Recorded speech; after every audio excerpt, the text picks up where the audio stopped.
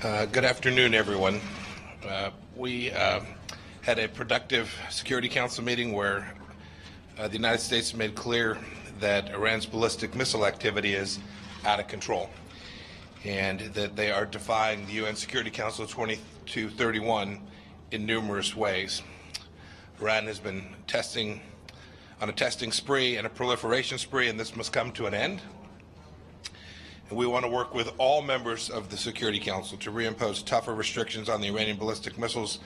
The restrictions that were in place under UNSCR 1929 are the place that the world needs to be today. This threat is real and upon us.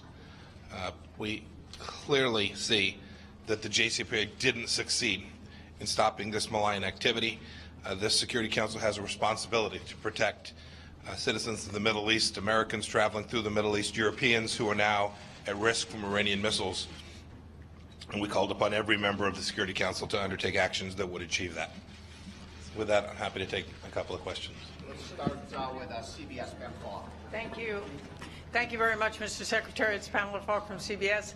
Do you envision any additional sanctions on either Iran or on the European Union, given the fact that the SPV, according to Iran's chief of staff of the president, is about to go into effect in 2 or 3 weeks, meaning avoiding U.S. sanctions? Given what you said today about the proliferation. Sure. So I never get out in front of decisions that we make about sanctions. We have to evaluate the facts as they present themselves. But we've been unambiguous with respect to those things that are permissible and those that are not. Should it be the case that the Europeans develop an SVV, we'll look at it.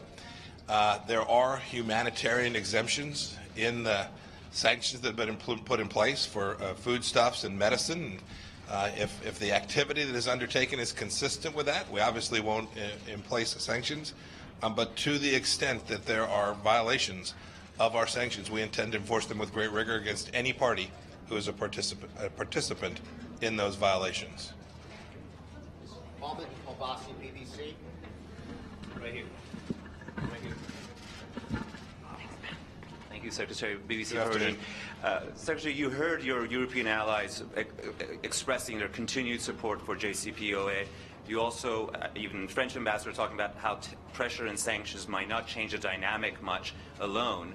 If we are here exactly where we are 1 year from now, another 2231 meeting where your sanctions haven't changed the behavior of the Iranian regime, they are still adhering to the deal, and their missile activity or regional activity is more the same, less, is where we are. What is next? I asked that because Mr. Hook, standing here just 2 weeks ago, talked about military option, and many of your critics are saying you're basically repeating the Iraq playbook, and this is all pretense for war.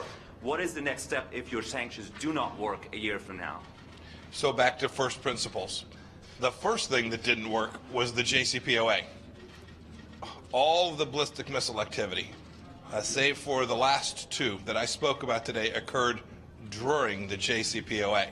So if you're looking for an agreement that was unable to contain assassination efforts in Europe, the establishment of an equivalent of Lebanese Hezbollah on the cusp of being achieved in Yemen, malign activity in Iraq by the Iranians, the missile activity to which we were debating today. If you're looking for bad activity, this all occurred during the JCPOA. So if you're looking for a failed agreement, I got a good one for you.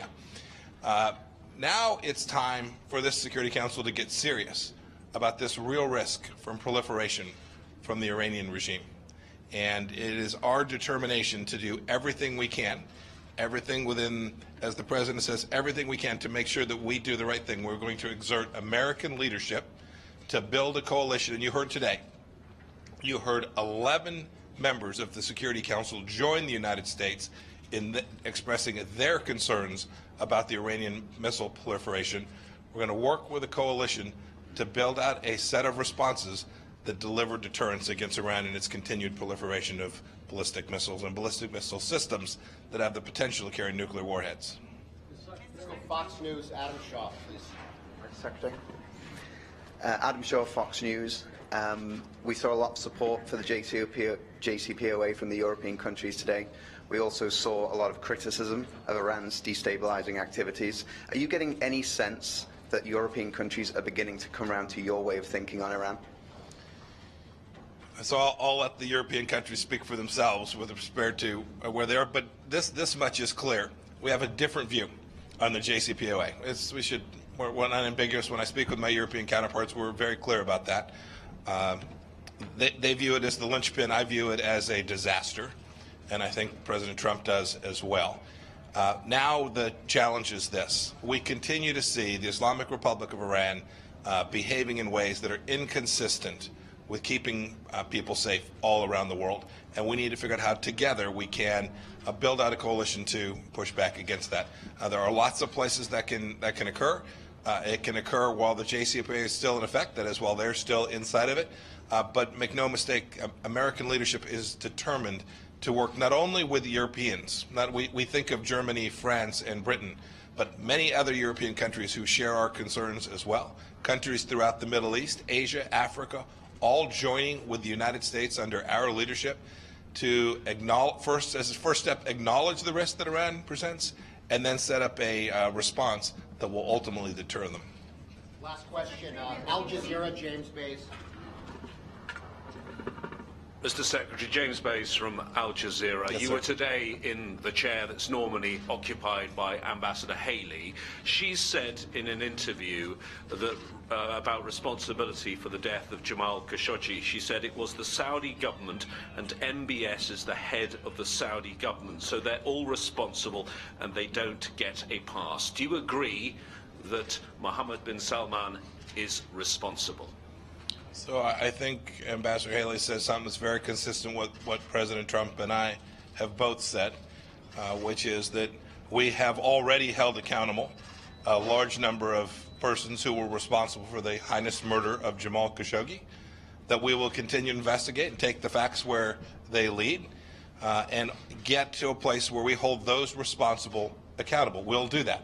At the same time, and I didn't hear these remarks by Ambassador Haley, but I'm confident that she would share my view that America's interests in the region are important, and our partnership with the Kingdom of Saudi Arabia is an important one. It has delivered American security in important ways in President Trump's first 2 years in office, and we intend to continue to work with the Kingdom of Saudi Arabia to keep America safe.